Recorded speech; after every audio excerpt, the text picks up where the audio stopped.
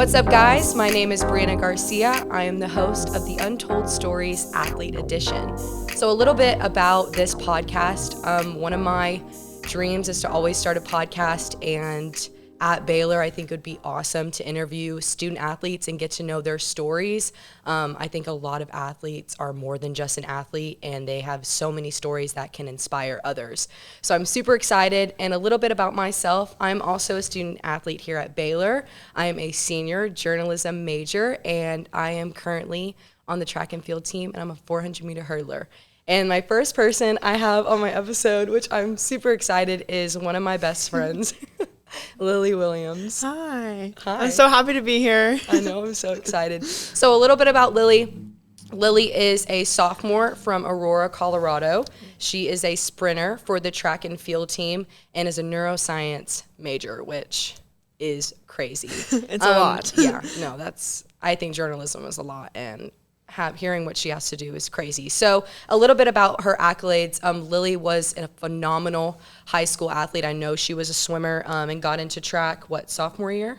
My freshman year. Okay, freshman year, which is pretty late. I started track when I was about 10 years old. So I would say that's a little bit late to get into track. She was a state champion 2018 and 2019 Correct. in the 400 meter. Yes. And her personal best is 53.63 in the 400. And unfortunately, she didn't get to run in 2020 of spring, which we'll get into later. And she also got runner-up in the 800 meter in 2019, and she ran a time of 2:09.1. So yeah, she's an all-around amazing person. And also this past spring for indoor, she was runner-up for the 600 yard. And for people that don't know what the 600 yard is, it's about 550 meters, so it's a little bit less than a 600 yard, and she ran a personal best of 1 minute, 20 seconds, and 88.88. So really fast, awesome, and she was also on the winning Big 12 championship 4x4, and she was the anchor leg, Yes. which we'll also get into talking about why she wanted to be anchor leg. So, and she also went to nationals with the 4x4 and indoor, and they got 8th place, so she was an All-American. So as a freshman, let me just put that up there. So it was really cool, being 2 years older than her, seeing her shine and show her leadership. So yeah, alrighty, Lily. So I think first I want to start by talking about why you chose Baylor. Yeah, so why I chose Baylor is a story, but to make it short and to keep it on point, I got baptized my junior year of high school. My faith through high school was a little bit rocky, but I just went through a lot of things and found a new church and was really into the community and made the choice to get baptized and recognize Jesus as my Savior. And I went into my recruiting period really praying and searching not only where I want to go, but where does God want me to go and where can he use me? And before I went on all my official visits, I prayed and I asked the church to pray for me. And Baylor was the first official visit I took. And the moment I stepped foot on campus, it was an overwhelming sensation of peace. I texted my parents. I was like, I feel such at peace here. And it was an emotion that I didn't really understand. I was like, I prayed about this. Maybe it's just in my brain. Maybe I'm making it up because I want to be here. And it was just, I knew it right after I left, and I didn't really know why. But I decided to take that leap of faith and to commit here. So that's how I ended up at Baylor. It was definitely one of my first choices fueled solely by faith, and one that some people didn't understand and one that I didn't fully understand, and I'm still understanding, but it's been amazing. So yeah, and it's really cool to watch you grow and to help other people grow. And also Lily started a Bible study on our track team this year, and it's just our women's track team. So in the past, we would have our men and women team kind of combine each other and just have every Sunday, just a couple of people come and worship. But Lily had the courage to get some group of girls together, and it's growing and it's amazing. So I wanted you to kind of talk about that and talk about how you're just a sophomore, but you're creating these amazing leadership goals through this Bible study. Yeah, I mean, I don't like to say it's my Bible study. I am doing it also with one of our teammates, Kennedy, who is amazing. But it's more of a small group discussion focused on us. And I mean, you've been to it and you know how it is, but no one really leads. It's God's Bible study, and we just read through the chapter and see what we love to read and what we found meaningful in that passage. And it has been amazing. We were able to have a Bible study led by Vinay our freshman year, and unfortunately it was during like the COVID year, so we couldn't meet that much. And being able to just restart it again this year was something that was on my heart for a long time, and Coach Ford stepping up as head coach has really given us the opportunity to pursue that, which I'm so thankful for. And I think I'm one of those people who love to inspire a group. I don't necessarily need to be at the head of it, but I want all those girls there to feel empowered and to feel loved, and all of us just get to know each other. So I think that was the root of what started it, and I love how it's going. So yeah. I definitely love how it's going too. And can you see a difference? I know I can see a difference in practice and like how the girls are communicating and all those type of things. Yeah, I mean, solely on the basis of just us getting to know each other more. Spending 2 hours outside of practice just talking has been so amazing, and especially with the girls that have been there, I feel just closer with them, which sounds a little basic, but that's what happens when you get together and you worship together and you just talk about the things that make you you and put Jesus at the center of it. So. Yeah, and I know I stole this from volleyball. We kind of went around after like one practice and we talked about like who during that week or during that day on the girls' team, it was just the girls that influenced them or impacted them. And I think it really sheds light on like how much someone's like positivity can help a workout. And I know with track workouts, they're very like strenuous and very mentally hard on our body. So I think that was another thing that's been really good for our team. But yeah, I'm super excited to see where the Bible study goes. Yeah. I know other sports are also doing it as well, so that makes me super happy. Yeah. But yeah, so jumping onto other things. So like I said, Lily had an extraordinary indoor season, and I know with outdoor, things were just different. I know it was a little challenging. So can you talk about how you were able to overcome those challenges and some tips for maybe people that are just kind of like in a rut and don't really know what's going on? Yeah, so I came in to Baylor in probably the best shape of my life. Shout out to Marcus Miller, who got me in shape and ready for those Baylor workouts. And I kicked butt during preseason and went in and had probably one of the most amazing freshman starter meets. I won the 600, my first time doing it, and I was able to anchor for the 4x4, and we won. And that was such a high coming out of high school and just seeing what college could be like. And so my indoor season was fueled with just energy, and everything was new, and every meet was new. Every race was something new, and I think that gave me so much drive. And I was able to go to indoor nationals as a freshman, which is an amazing accomplishment that not a lot of people get to have. And I'm so thankful that I was there and a part of it. And up until that time, indoor nationals was the biggest event for my athletic career. That was the most energy, the most hype, the biggest. And coming out of that, I was like, there's more? There's more after that? We have a whole nother season left? And I think coming in and never even experiencing that long of a season, it kind of just hit me. I was like, we have 4 more months at least left of this until June if you make it to outdoor nationals. And as a freshman, you don't really understand how long the track and field season is. We started practice in September, October, and we go all the way through June. It is insane. And we got a week off after indoor nationals, and we tried to get better, and a lot of learning curves were thrown at me for sure. And some tips is just be patient. You know, I was attacking preseason like no tomorrow, and I don't regret that. And I think I should have tried, in every single workout, and I'm still doing that. I'm trying every single workout in preseason. It matters. But knowing and being patient, like I don't need the result now. I need the result in June.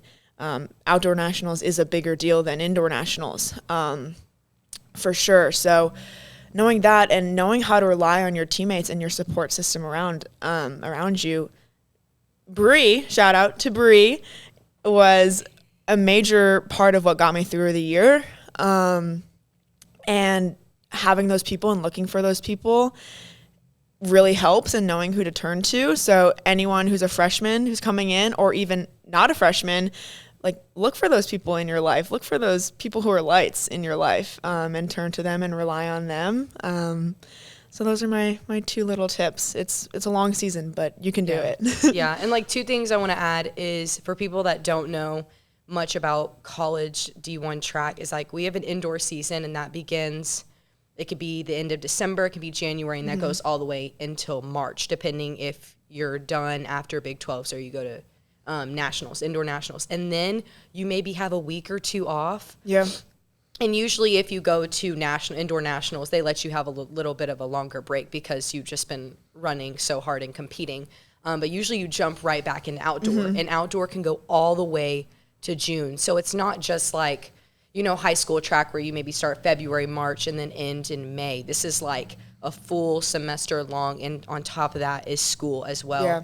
And I think that's really important that you shed light to like realizing that, oh my gosh, I still have like maybe 4 months left of this. And I think it's super important that you knew that. And I think the other thing is that track is such an individual sport. And I think when people come in, they just think it's just them. And, you have your trainers, we have an amazing weights coach that will talk to us about anything. And I know other schools can have that as well. You have your teammates, your coaches. So I'm glad that you realize that you can lean on yourself, because you can't do things on your own. And that's one thing that was difficult for me too as well. And I think that's difficult for a lot of athletes. So that's super good that you're vulnerable. And I know Lily loves to ask questions. Like I remember when I first met you, I was like, oh my God, why is this girl asking so many questions? And I was like, wait, I do that too. We're going to be best friends.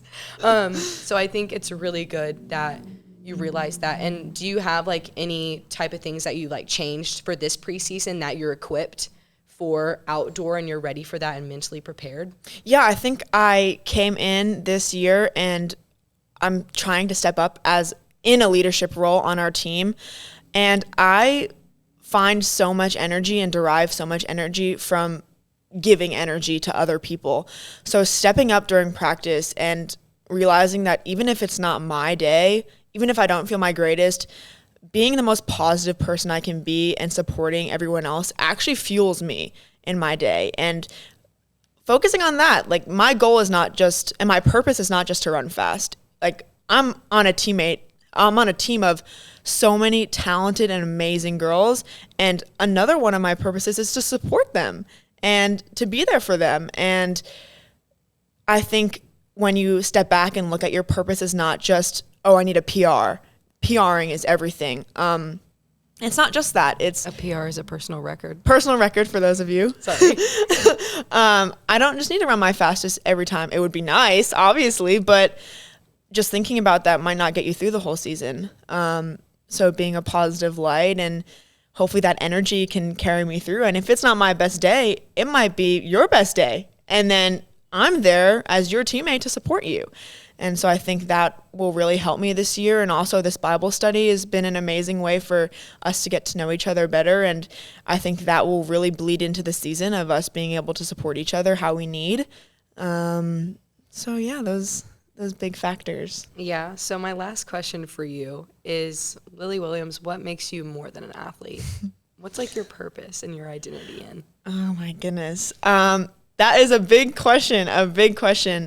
And I think one of the things that makes me who I am is having a desire to grow, and in everything I do. And that's a big core value for me, is we can all be better and I can be better. And looking for the ways to be better in in everyday life, in how I go to school and how I'm at practice and how I talk to my family members, how I talk to my friends, how I live life. So always looking for those little opportunities to grow myself and being patient and understanding that if I'm not perfect today, it's all right.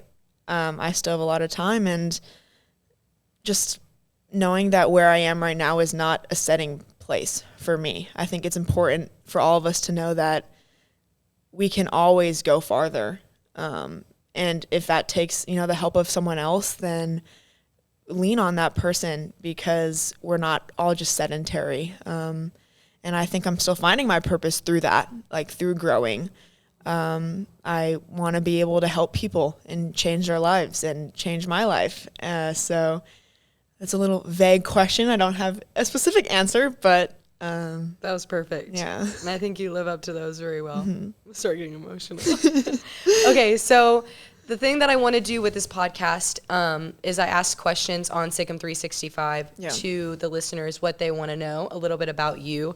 So I'll probably go into like maybe, they're all really good questions. I want to do like all of them. I'll maybe do like 3.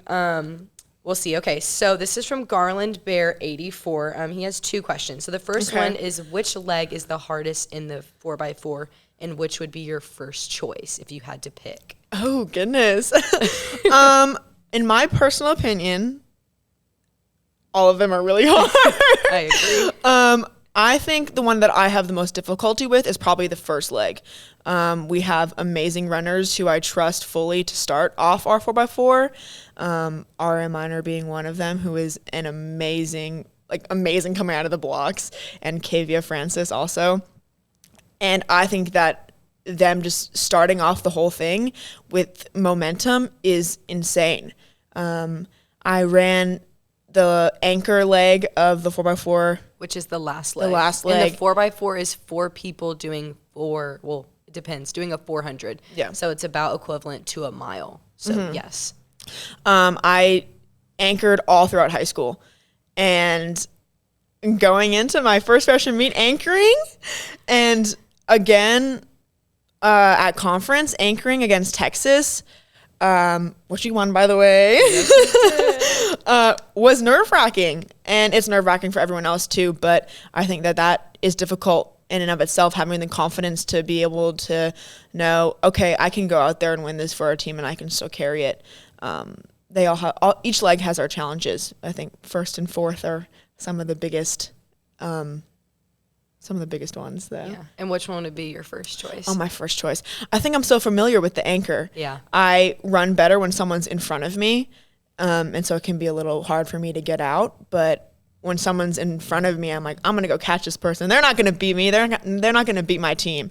I mean, it's us 4 girls against the world. Yeah. And so having that motivation and that drive, and knowing that I'll do anything for those 3 people, gives me the spirit to run the anchor leg. So yeah, and I watch you a lot, and she runs with grit. So I think the anchor leg fits you perfectly. So another question also from Garland Bear 84 is, like I said, Lily has ran the 800 in high school. Have you considered maybe trying it here at Baylor? I get asked this question so much by so many people. And last year I did not run it because the 800 is a different beast. Oh my goodness. And I ran it once. I ran it, I think, like 5 times in high school. And my junior year, when I placed second, I thought my legs were going to fall off. Like, they wanted us to go on the podium. And I just told myself, I cannot move right now. My legs are shaking. By far the hardest race in track and field. So I think I will. I've talked with Coach Ford about this a little bit. I might do 1 indoor and a couple outdoor. We'll see. Since the 600 is kind of in between the 4 and the 8, I think we just want to give it a shot. I have an amazing mentor, Aaliyah, who is the national champion for the 800 meters. So I can definitely learn a lot from her, and we'll see how it goes. Hopefully my legs don't fall off. I'm excited. Yeah. I think this is definitely something that I've been really excited to watch. So, okay. And then Steely Dan asked, what helped you get through most of spring of 2020? Lily was still in high school, and this is when COVID hit, and she could have been a 3-time state champion. Also, mile split ranked her 6th overall in the nation in the 400 meters. So, yeah. I think it was hard for everyone, the COVID year, none of us being able to compete. That was so hard. What really got me through were my training partners that I had from back home. Abby Brown and Claire Applegate and Marcus, who was my coach back home. They got me through that time. Being able to spend hours just training outside, which is the only thing we could do besides quarantine in our house or go outside, and run around. So having that support system there got me through so much, got me through that time, and helped me realize that I didn't need a potential state title, to prove to myself that I'm worth it and that I'll succeed in college. A part of me was like, now I can't prove to the coaches here that they really invested in the right person. And realizing that I didn't have to prove that, and moving on from that, I think really helped me to secure my base coming in here, realizing that it's all right. And I don't necessarily have to prove anything except for who I am. And I think I grew a lot through that experience, and it really primed me to be ready to jump right in. So. Yeah. No, I love that response. I think that's really good that you realized that everybody else was going through the same things, maybe even worse things. Yeah. So I think you having that positive attitude really helped you, and it helped you come to Baylor as well. Yeah. And so my last question is also from Steely Dan. Sorry if I'm pronouncing your name wrong. I'm not the best at pronouncing names. What has been your biggest transition moving from Colorado to Waco, Texas? Oh my goodness. The heat. Yeah. The heat is crazy. And I hate the cold, but the heat sometimes can get to me. That and probably the mountains. The mountains are so beautiful in Colorado, and not being able to see that here. But finding that. We've been paddleboarding a couple times on Lake Waco, and it is beautiful. Those of you who haven't done it, you should go right now. So fun and so peaceful, and finding those experiences here has really made it feel more like home and less like just somewhere that I'm residing for a little bit of time. But I think the heat, and I think a lot of people can agree with me on that one. What about the altitude? The altitude is going home. I cannot walk up the stairs. It is so hard for me to walk. I walk up one flight and my parents are like, "Are you okay, Lily? Do you need your inhaler?" Like, yes, I need my inhaler. Coming back home and doing workouts, I'm like, please don't kill me today, because I just cannot breathe. So that's more of the transitioning from Texas to Colorado. Yeah. But going from Colorado to Texas, it's not. It's not It's horrible. actually easier, probably. It is, yeah. It's definitely easier to come down here. And I know we have a couple of people from Colorado on the team, which is great, a little piece of home. Yeah. And they're all like, it is so much easier to breathe down here. Yeah. Yeah. Oh, well, thank you, Lily. Alrighty, thank you, Lily Williams, for being my first ever person to interview. I am so honored, so unbelievably honored, and so proud. For the Untold series, athlete edition, stories. Said my title wrong. I'm super excited to keep on getting to know other student athletes, and just you talking about, why you chose Baylor, and how you're becoming a leader, really through God. And I think I can relate to that a lot. It was just so amazing, and I can't wait for people to hear this story and get to know you, and hopefully we can get our schedule out to other people, and people will know you when they come to track meets, but they'll know that you're more than just an athlete, and that your identity is just not on the track. For more updates, you can visit sikkim365.com. An episode will be every other week, where I'll get to interview another student athlete, hopefully from a different sport. And also you can find the videos on my YouTube called The Untold Stories. Thank you, guys.